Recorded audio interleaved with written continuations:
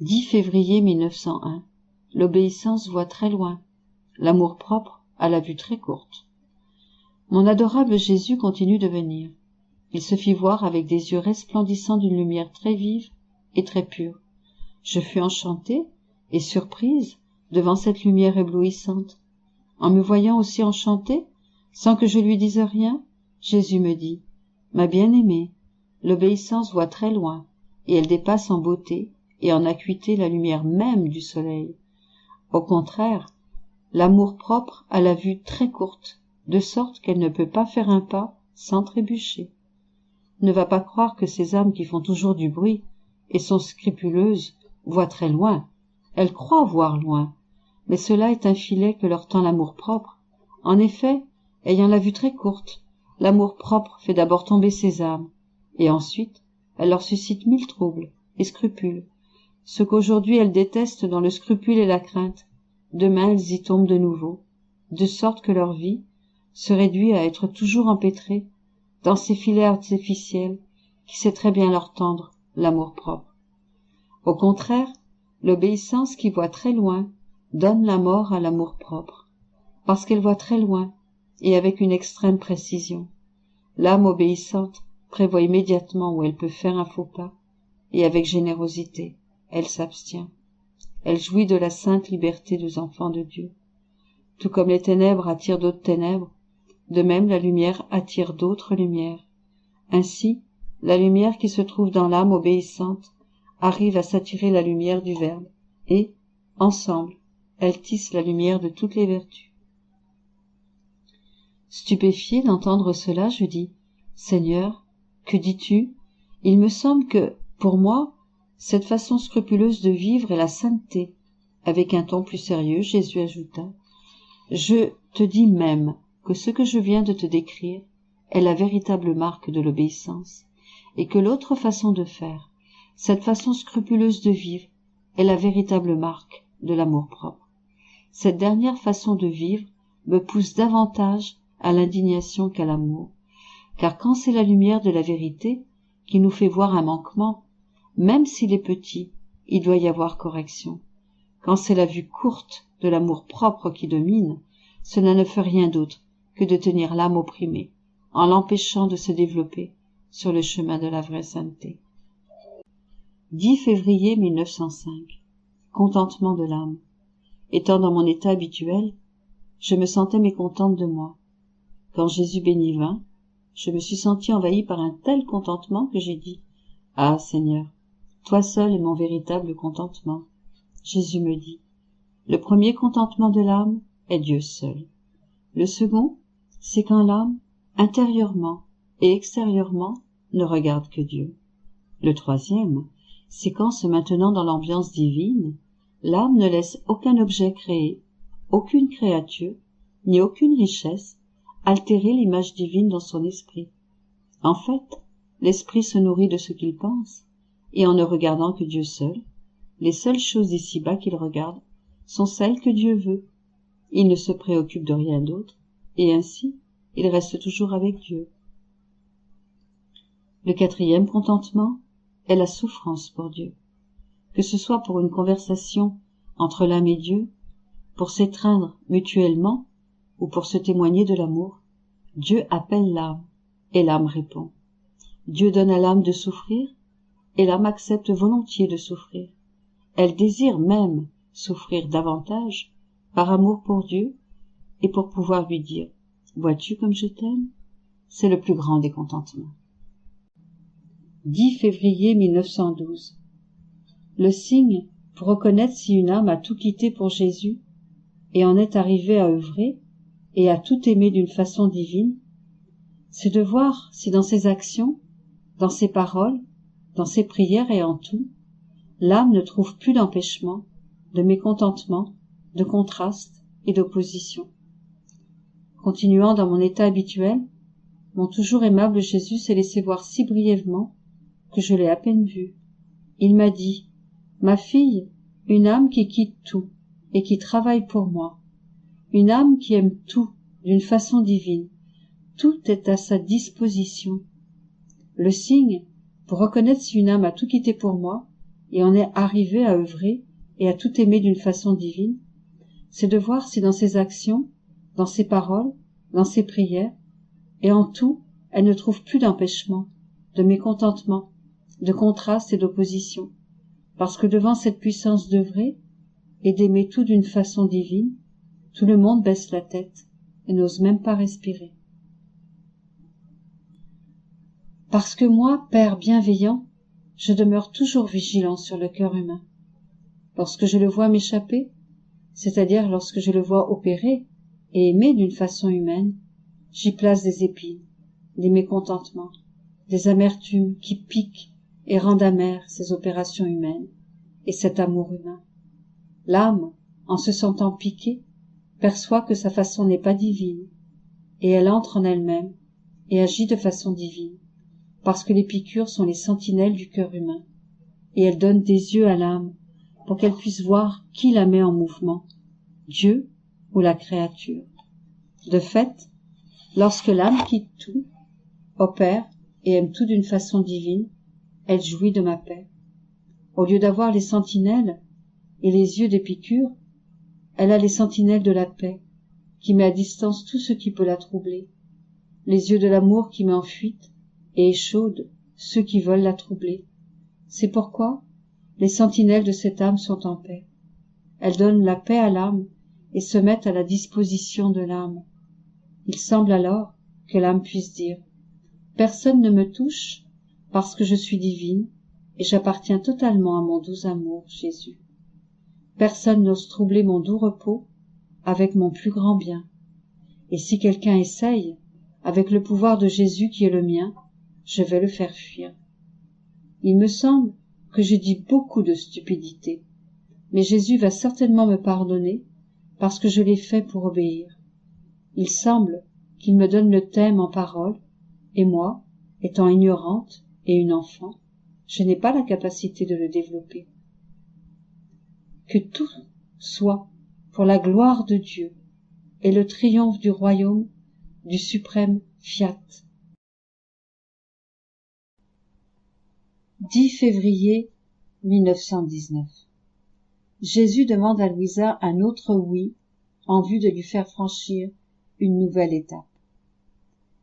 Alors que j'étais dans mon état habituel, mon toujours aimable Jésus vint et, tenant mes mains serrées dans les siennes, me dit avec une majestueuse affabilité : « Ma fille, dis-moi, veux-tu vivre dans ma volonté ?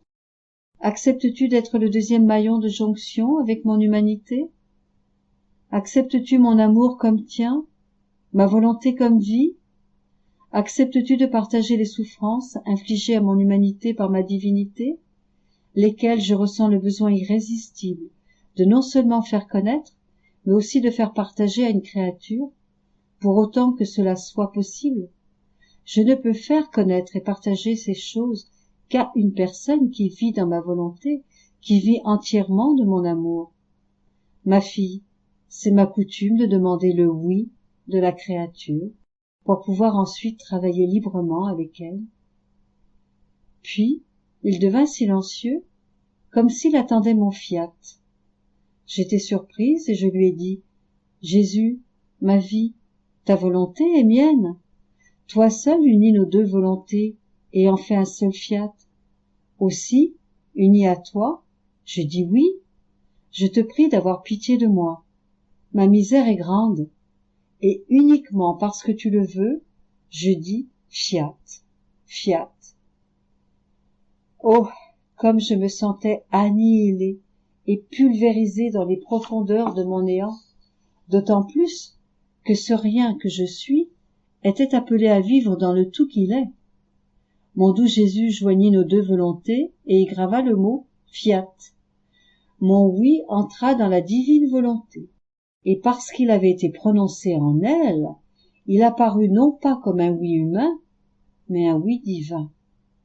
Il se multiplia pour rejoindre toutes les créatures, les amener toutes à Jésus et réparer solennellement les refus adressés par elles à mon doux Jésus. Il était marqué du sceau et du pouvoir de la divine volonté, prononcé non par peur ou intérêt de sainteté personnelle, mais seulement pour se fondre dans la volonté de Jésus, pour œuvrer pour le bien de chaque créature, et pour donner à Jésus, au nom de chacune, une gloire divine, un amour divin et des réparations divines.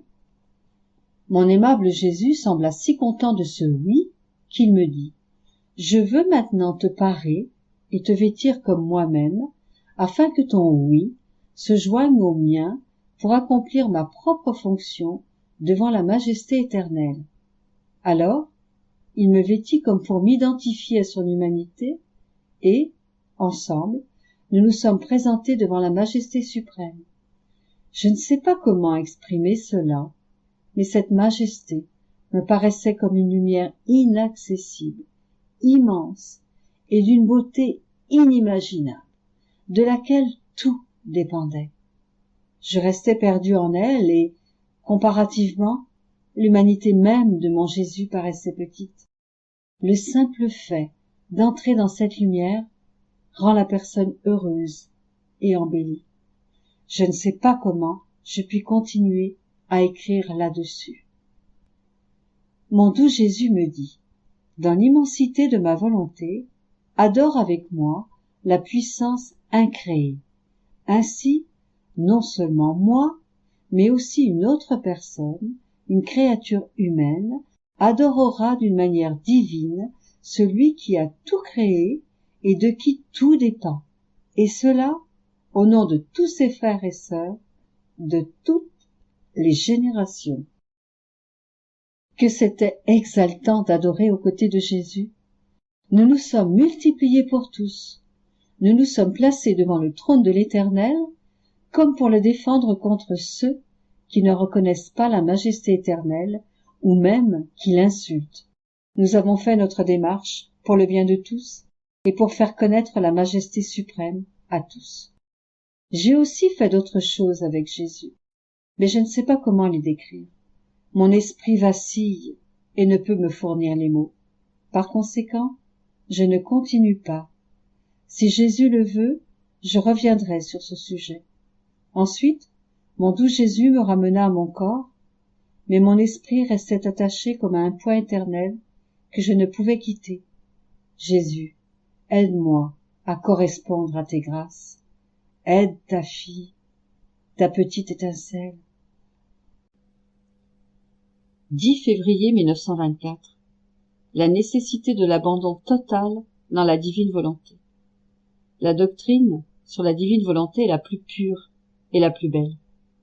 À travers elle, l'Église sera renouvelée et la face de la terre transformée.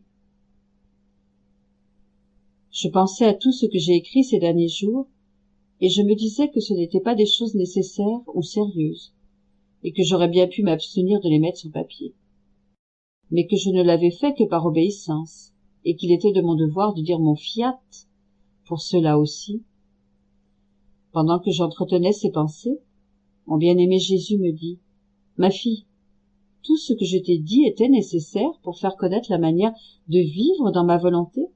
En n'écrivant pas tout, tu aurais fait en sorte que certaines indications sur la manière de vivre dans ma volonté aient manqué.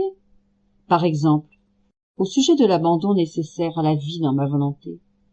Si l'âme ne vivait pas complètement abandonnée en ma volonté, elle serait comme quelqu'un qui vivrait dans un somptueux palais, mais qui passerait son temps soit à regarder par les fenêtres, soit à sortir sur les balcons, soit à descendre à la porte principale. Ainsi, ce ne serait que rarement et rapidement qu'elle traverserait certaines salles, et par conséquent, il saurait peu de choses sur la manière d'y vivre et d'y agir, sur les biens qui s'y trouvent, sur ce qu'il pourrait y prendre ou y laisser. En conséquence, il n'aimerait pas le palais comme il le devrait, ne l'estimerait pas à sa juste valeur. Pour l'âme qui vit dans ma volonté et qui n'y est pas complètement abandonnée, les pensées et les soins centrés sur elle-même, les peurs et les troubles sont comme des fenêtres, des balcons et une porte principale qu'elle y dresse. Par ses fréquentes sorties, elle est amenée à voir et à sentir les misères de la vie humaine, parce que les misères sont sa propriété personnelle, tandis que les richesses de ma volonté sont miennes. L'âme devient plus attachée aux misères qu'aux richesses. et ainsi, elle ne vient pas à l'amour et ne savoure pas ce qu'est vivre dans ma volonté. Ayant érigé elle-même sa porte principale, un jour ou l'autre elle partira, pour vivre dans le misérable taudis de sa volonté propre. Vois donc comment l'abandon total en moi est nécessaire pour vivre dans ma volonté. Ma volonté n'a pas besoin des misères de la volonté humaine. Elle veut que la créature vive dans ma volonté. Toute belle est-elle que sortie de mon sein? Sinon, il y aurait disparité, ce qui apporterait de la tristesse autant en ma volonté qu'en la volonté humaine. Vois-tu combien il est nécessaire de faire comprendre aux gens que l'abandon total est nécessaire pour vivre dans ma volonté? Et toi, tu dis qu'il n'est pas nécessaire d'écrire sur ce sujet? J'ai de la compassion pour toi, parce que tu ne vois pas ce que je vois, et qu'ainsi tu prends cela à la légère. Cependant, dans ma clairvoyance, je vois que ces écrits seront pour mon Église comme un nouveau soleil qui se lèvera en elle. Attirées par sa lumière éblouissante, les créatures s'y laisseront transformer et deviendront spiritualisées et divinisées. L'Église en sera renouvelée et la face de la terre transformée. La doctrine sur ma volonté est la plus pure et la plus belle, ne souffrant aucune ombre issue de la matière ou des intérêts personnels, tant dans l'ordre naturel que dans l'ordre surnaturel. Comme le soleil, elle sera la plus pénétrante, la plus féconde, la plus désirée et appréciée. Étant lumière, par elle-même elle se fera comprendre et fera son chemin. Elle ne sera pas sujette au doute, à la suspicion ou à l'erreur. Et si certains mots n'étaient pas compris, ce serait parce que ma volonté dégage trop de lumière, qui, éclipsant l'intellect humain, ne permet pas aux hommes de comprendre la vérité dans toute son ampleur. Cependant, ils ne trouveront aucun mot qui ne soit pas vérité. Au plus, ils seront incapables de les comprendre pleinement. Donc, en regard du bien que je vois, je t'invite à ne rien négliger dans les écrits. Un mot, une expression, une comparaison au sujet de ma volonté peut être comme une rosée bénéfique sur les âmes, comme la rosée est bénéfique pour les plantes après un jour de soleil brûlant, ou comme une pluie abondante après des mois de sécheresse. Tu ne peux pas comprendre tout le bien, la lumière et la force que contient chaque mot, mais ton Jésus le sait, et il sait à qui ils pourront profiter et le bien qu'ils pourront accomplir. Pendant qu'il me disait cela, il me montra une table au milieu d'une église et tous les écrits sur la divine volonté placés dessus. Plusieurs personnes vénérables entouraient la table et étaient transformées en lumière et divinisées. Et quand ces personnes marchaient, elles communiquaient cette lumière à quiconque s'approchait d'elles. Ensuite, Jésus ajouta: du ciel, tu verras le grand bien de ma volonté, quand l'Église recevra cette nourriture céleste qui la renforcera et la ressuscitera triomphalement. 10 février 1929. Celle qui vit dans la divine volonté lui prête son rien, qui est vide, et que le fiat utilise comme espace où exercer sa création. Je faisais ma ronde dans la création pour suivre tous les actes que le divin fiat a fait et qu'il fait encore. Et plus encore, car mon pauvre esprit retraçait tout ce que la divine volonté avait fait en Adam et en toutes les générations, avant et après la rédemption. Il me semblait que tous les actes accomplis dans la divine volonté, dans la création et dans les créatures, étaient plus que des soleils que je devais suivre, embrasser et m'approprier. Et même en faisant cela, mon pauvre cœur ne pouvait éviter de sentir les tortures de la privation de mon très grand bien Jésus. Et lui, se manifestant en moi, me dit: ma fille, courage! En celle qui vit dans ma divine volonté et suit ses actes, mon fiat continue sa création et en chacun des actes qu'elle suit, il assume l'attitude de former ses créations. Et c'est seulement lorsqu'il voit tous ces actes vivants bien alignés et ordonnés dans la créature, comme une nouvelle création, et par conséquent un nouveau ciel, un nouveau soleil, une nouvelle mer, tous plus beaux, une floraison nouvelle, plus surprenante. C'est alors seulement que mon divin fiat est satisfait. Et puisque l'acte de la création de l'homme fut l'acte le plus beau et le plus tendre, accompli dans l'ardeur d'amour la plus intense, mon divin fiat veut répéter dans la créature qui vit dans ma divine volonté les actes accomplis dans la création de l'homme. Et, oh, quelle fête pour mon fiat de répéter ces actes, car c'est uniquement en celle qui vit en lui que mon fiat peut répéter ses actes de création, des choses qu'il a faites, aussi bien que des choses nouvelles. En fait, l'âme lui prête son âme qui est vide et que ma volonté utilise comme espace pour y créer ce qu'elle veut. Un peu comme elle a utilisé le vide de l'univers pour y étendre les cieux, créer le soleil et imposer des limites à la mer afin que la terre puisse former ces magnifiques floraisons. Et c'est pour cette raison qu'en faisant tes rondes dans les actes de mon fiat, ce sont comme de nombreuses vagues de lumière qui te traversent l'esprit et que tu ressens, imprégnées en toi, telles de multiples scènes. La création, l'homme en train d'être créé, la reine du ciel en train d'être conçue, le Verbe qui descend, et bien d'autres actes accomplis par ma volonté. C'est la puissance de mon fiat créateur qui veut toujours agir, toujours donner, sans jamais s'arrêter. Par conséquent, sois attentive, car il s'agit de quelque chose de trop grand, rien moins que demeurer dans l'acte d'accomplir l'acte continuel de ma volonté créatrice. Elle aura le sentiment de ne pas avoir terminé son œuvre en toi, si elle ne voit pas tous ces actes enclos en ton âme, comme l'attestation et le triomphe de son règne en toi.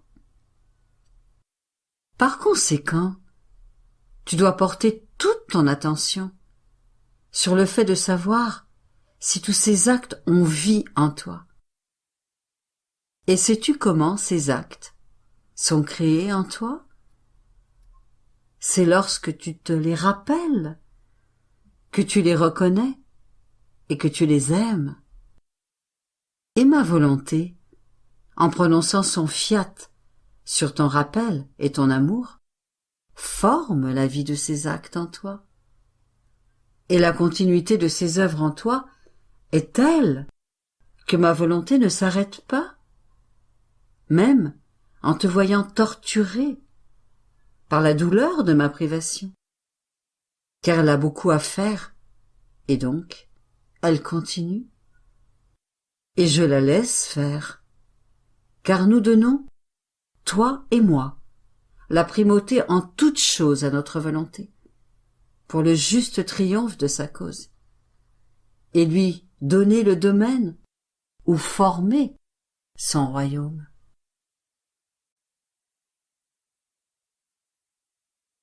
« 10 février 1932.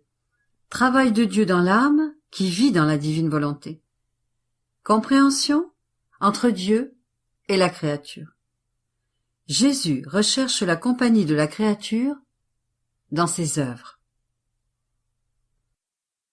Mon doux Jésus, par sa force enchanteresse, m'attire toujours dans son adorable volonté, pour me faire traverser la multiplicité de ses œuvres, qui semblent m'attendre, pour me donner quelque chose en plus de ce qu'elles m'ont déjà donné. Et je suis surprise de tant de bonté et de libéralité divine.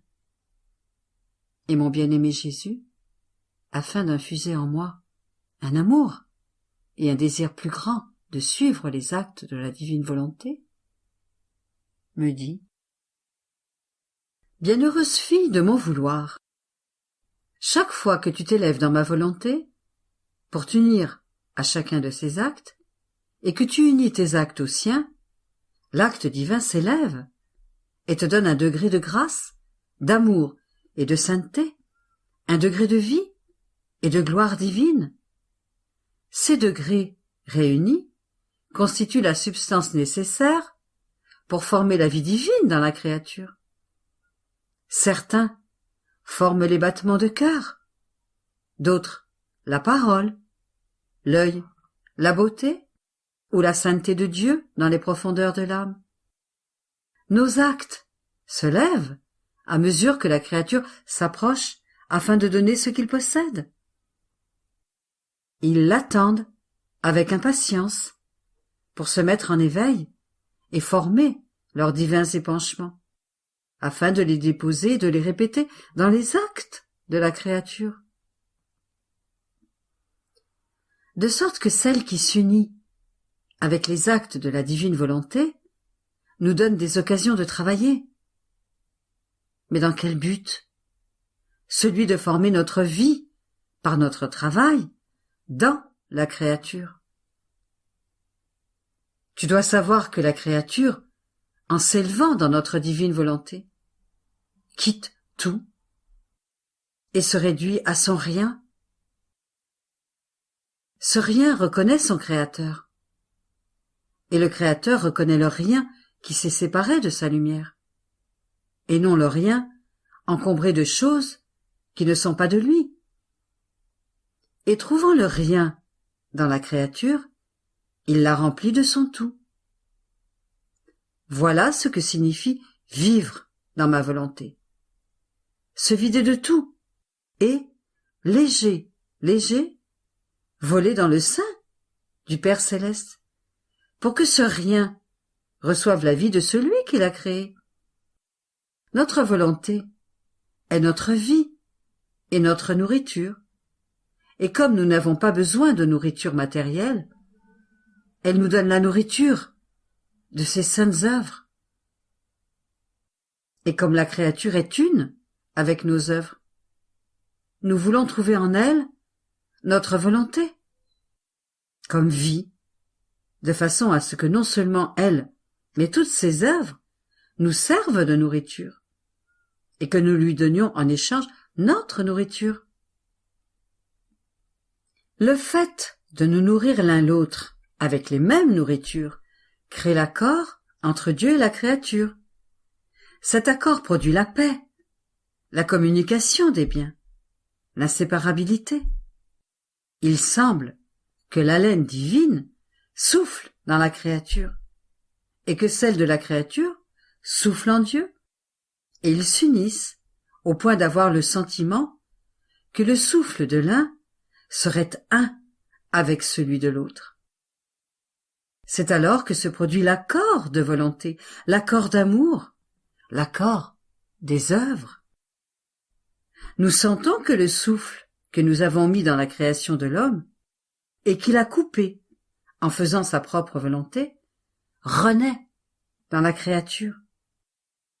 Notre volonté possède la vertu de régénérer en elle ce qu'elle a perdu à cause du péché et de réordonner ce qui est sorti de nos mains créatrices. Après quoi, je faisais ma tournée dans la création et la rédemption. Et mon souverain Jésus ajouta: « Ma fille, nos œuvres souffrent de l'isolement si elles ne sont pas reconnues comme des œuvres faites par amour pour les créatures, parce qu'il n'y avait pas d'autre raison d'accomplir des œuvres si merveilleuses dans la création que de les donner comme autant de témoignages de notre amour. Nous n'avions aucun besoin, et tout a été fait dans un immense amour pour les créatures. Or, notre amour n'est pas reconnu en chaque chose créée. Nos œuvres restent seules, sans cortège, sans honneur, et comme séparées des créatures. de sorte que le ciel, le soleil et les autres choses créées sont seuls. Ce que j'ai fait dans la rédemption, mes travaux, mes souffrances, mes larmes et tout le reste demeure isolé. Et qui forme la compagnie de nos œuvres? La créature qui les reconnaît, qui fait sa tournée en elle, et y trouve notre amour palpitant pour elle, qui désire la compagnie de ma volonté, pour donner et recevoir de l'amour. Si bien que lorsque tu fais ta tournée dans ma volonté, pour y trouver nos œuvres, reconnaître notre amour et y mettre le tien, je me sens tellement attiré que je t'attends presque en chacune de mes œuvres, pour avoir ta compagnie, ton cortège, et je me sens payé de retour pour tout ce que j'ai fait et souffert. Et lorsque parfois tu tardes à venir, j'attends, et je fais le guet dans mes œuvres, pour voir quand tu vas venir me donner le plaisir de ta compagnie. Par conséquent, sois attentive et ne me fais pas attendre. 10 février 1934. La créature qui vit dans ma divine volonté est élevée dans ses bras.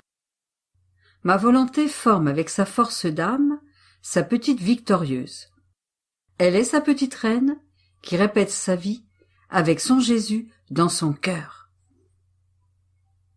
Je me sens petite, mais si petite que j'en éprouve le besoin extrême que la divine volonté, plutôt que ma mère, me porte dans ses bras, me nourrisse de ses paroles, administre le mouvement de mes mains, soutienne mes pas, forme le battement de mon cœur et la pensée de mon esprit. Ô divine volonté, combien tu m'aimes! Je sens ta vie se déverser en moi pour me donner la vie, attendre les atomes de mes actes pour les investir de sa force créatrice et me dire « Les atomes de ma fille sont à moi parce qu'ils possèdent mon invincible force ». Mais alors que mon esprit demeurait surpris de voir les stratagèmes amoureux et maternels de la divine volonté, mon toujours aimable Jésus, qui veut toujours être le spectateur de ce que le divin vouloir fait en moi, me dit « Ma petite fille, tu dois savoir que mon suprême vouloir cherche toujours la créature qui veut naître en lui et grandir dans ses bras, sous ses soins maternels. Et lorsqu'elle voit que sa petite fille veut se donner avec ses petites œuvres pour lui dire qu'elle l'aime, cette divine mère la presse contre sa poitrine, fortifie le mouvement, la parole et le pas de sa fille. Sa force l'investit tout entière, la transforme, et bien que petite, elle se voit forte et victorieuse. Et cette mère prend plaisir à se faire vaincre par sa petite fille, de sorte que cette créature se voit forte dans l'amour, forte dans la souffrance, forte dans les œuvres. Elle est invincible auprès de Dieu. Ses faiblesses et ses passions tremblent devant elle. Dieu lui-même sourit et change sa justice en amour et en pardon devant la force d'âme de cette créature et de celle de sa maman qui la rend forte et invincible. Par conséquent, si tu veux être victorieuse sur toute chose, grandis dans les bras de ma volonté. Elle se coulera en toi. Tu sentiras sa vie palpitante et elle t'élèvera à sa ressemblance. Tu seras son honneur, son triomphe et sa gloire. Après quoi, je continuais à penser à la divine volonté, et les plus merveilleuses scènes de l'œuvre divine se sont présentées à mon esprit, dans l'acte de se donner à moi, afin de se faire connaître, pour recevoir mon petit amour, ma gratitude et ma reconnaissance. Et mon bien-aimé Jésus ajouta « Ma bienheureuse fille, à celle qui vit dans ma volonté, tous les temps lui appartiennent, et j'aime l'entendre me répéter ce que les créatures n'ont pas fait pour moi, qui ai travaillé pour elles avec tant d'amour. Par conséquent, celle qui vit dans ma volonté trouve la création en action, et elle se retrouve dans l'azur du ciel, dans le soleil rayonnant, dans les étoiles scintillantes. Elle me donne ses baisers, son amour filial, et combien je suis heureux de trouver dans toutes ces choses créées les baisers, l'acte de reconnaissance de ma fille. Je convertis pour elle toutes ces choses en joie, et j'en fais sa propriété. Oh, comme il est beau d'être reconnu dans ces œuvres que nous avons accomplies et aimées. La créature trouve la petite époque de l'Adam innocent. Il me donne avec lui ses innocentes étreintes, ses chastes baisers, son amour d'enfant. Combien je suis heureux de voir ma paternité reconnue, aimée et honorée, et je leur donne à mon tour mes baisers, mes étreintes paternelles et leurs droits de propriété. Que ne donnerais-je pas à mes enfants après avoir été aimé, reconnu comme père? Je ne leur refuse rien, car je ne sais rien refuser à celle qui vit dans ma volonté. Il y a en elle échange d'œuvres, d'amour réciproque, scènes émouvantes qui forment le paradis de Dieu et de l'âme. Oh, qu'elle soit 1000 fois bénie, celle qui vient vivre dans le céleste séjour de ma volonté. Tu dois savoir que la créature qui fait la divine volonté entre en elle comme une reine et se présente devant nous entourée de toutes ses œuvres. Elle fait sienne la conception de la Vierge, et en s'unissant à la Vierge, la créature nous donne ce que nous lui donnons, et nous recevons l'amour, la gloire, les mers immenses dont nous avons doté cette Vierge, comme si elle les répétait, et auxquels abysses de grâce sont renouvelés entre le ciel et la terre.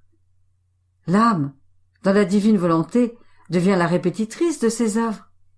Et comme la créature est incapable de nous donner en un seul acte ce qui a été formé par nous en un seul et unique acte, sa petitesse parcourt notre volonté et prend tantôt une œuvre, tantôt une autre, et avec l'empire que lui donne notre volonté, elle descend dans l'incarnation du Verbe. Et comme il est beau de l'avoir investi de son amour, orné de ses larmes et de ses plaies, en possession de ses prières. Toutes les œuvres du Verbe l'entourent, au-dedans comme au dehors, et il les convertit pour elle en joie, en béatitude et en force d'âme, avec l'inséparabilité de son Jésus comme temple sacré dans son cœur, afin de faire d'elle la répétitrice de sa vie. Oh, quelles scènes émouvantes elle présente devant Dieu, lorsqu'avec Jésus dans son cœur, elle prie, souffre, aime avec Jésus, et que, dans sa petitesse infantile, elle dit « Je possède Jésus, il me domine et je le domine. Je lui donne ce qu'il ne possède pas, mes souffrances, afin de former sa vie complète en moi. Il est pauvre en souffrance, parce que glorieux, il ne peut en avoir. Je lui fournis ce qu'il n'a pas, et il me donne ce qui me manque. Ainsi, dans notre volonté, la créature est la vraie reine. Tout lui appartient, et elle nous fait la surprise de nos œuvres. Ce qui nous ravit et forme notre bonheur, c'est ce que la créature peut nous donner dans notre très sainte volonté. 10 février 1937. Le royaume de la divine volonté sera le royaume de la Reine du ciel. Ses désirs ardents et ses prières incessantes, assauts d'amour qu'elle donne à la divinité pour l'obtenir. Comment elle met sa vie à la disposition des créatures afin de leur donner la grâce de les faire vivre de la divine volonté. Je me sentais tout immergé dans le divin vouloir. Il me semblait que le ciel et la terre prient pour que vienne son royaume sur la terre. afin que la volonté de tous soit une et qu'elle règne sur la terre comme au ciel. La reine du ciel s'unit à cette prière par des soupirs ardents avec les anges, les saints, toute la création et la divine volonté elle-même qu'elle possède, pour que le fiat descende dans les cœurs, pour y former sa vie. Je pensais cela lorsque mon aimable Jésus, dans un profond soupir d'amour, et le cœur battant si fort qu'il pourrait éclater, me dit « Fille de mon vouloir, écoute-moi. Je suis presque submergée par mon amour. Je ne peux plus le contenir, et à n'importe quel prix. Même s'il me fallait bouleverser le ciel et la terre, je veux que ma volonté vienne régner sur la terre. Ma céleste maman s'est unie à moi, sans jamais cesser de me répéter « Mon fils, fais-le bientôt, ne tarde plus, utilise tes stratagèmes d'amour, agis en Dieu puissant que tu es, fais que ton vouloir investisse le monde entier, et avec son pouvoir et sa majesté, unis à un amour auquel personne ne peut résister. Prenne possession du monde et règne sur la terre comme au ciel. » Elle me dit cela avec des soupirs ardents, un cœur brûlant, et avec les stratagèmes de l'amour d'une mère auquel je ne peux pas résister. Elle ajoute « Mon fils, fils de mon cœur, tu m'as fait reine et mère, mais mon peuple et mes enfants, où sont-ils? Si j'étais capable de tristesse, je serais la plus malheureuse des reines et des mères, parce que je possède mon royaume sans avoir mon peuple qui vit avec la même volonté que sa reine. Et si je n'ai pas mes enfants, à qui puis-je confier le grand héritage de leur mère? Et où trouverai-je la joie, le bonheur de ma maternité? Par conséquent, fais que le divin fiat règne, et ta maman sera alors heureuse. Elle aura son peuple et ses enfants qui vivront avec elle, avec la même volonté que leur mère. Crois-tu que je puisse rester indifférent à ce discours de ma mère, qu'elle fait résonner continuellement à mes oreilles, et qui doucement investit mon cœur comme des flèches et des blessures d'amour continuelles? Je ne peux pas, et je ne le veux pas. D'autant plus qu'elle ne m'a jamais rien refusé, et que je n'aurai pas la force de lui résister. Mon divin cœur me presse de la satisfaire. Unis-toi à nous, et prie pour que ma volonté soit connue et vienne régner sur la terre. Et pour te confirmer grandement dans cette prière, je veux te faire entendre, ma douce maman. J'ai alors senti qu'elle était toute proche, et me cachant sous son manteau azuré, pour m'élever jusqu'à son sein maternel, elle me dit avec un amour que je ne sais comment décrire. Fille de mon cœur maternel, le royaume de la divine volonté sera mon royaume. La sacro-sainte Trinité me l'a confié, comme elle m'a confié le Verbe éternel, lorsqu'il est descendu du ciel sur la terre. Elle m'a confié son royaume, et mon royaume. Par conséquent, mes soupirs sont ardents, mes prières incessantes. Je n'arrête pas d'assaillir la très sainte Trinité avec mon amour, avec les droits de reine et de mère qu'elle m'a donnés, afin que ce qu'elle m'a confié vienne au jour, forme sa vie et que mon royaume triomphe sur la face de la terre. Tu dois savoir que mon désir est si grand qu'il me brûle, que j'ai le sentiment de ne pas avoir de gloire, alors que j'en ai tellement que le ciel et la terre en sont remplis, si je ne vois pas pleinement former le royaume de la divine volonté parmi mes enfants. Car chacun de ces enfants qui vivra en lui me donnera tant de gloire qu'il redoublera celle que je possède. C'est pourquoi, en me voyant privé, j'ai le sentiment de ne pas recevoir la gloire d'une reine et l'amour d'une mère de la part de mes enfants.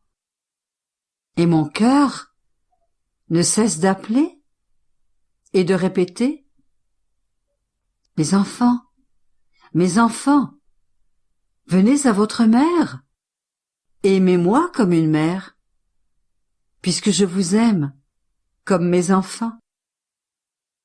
Si vous ne vivez pas avec la volonté dans laquelle j'ai vécu, vous ne pouvez pas me donner l'amour de vrais enfants, et vous ne pouvez pas savoir jusqu'où va mon amour pour vous.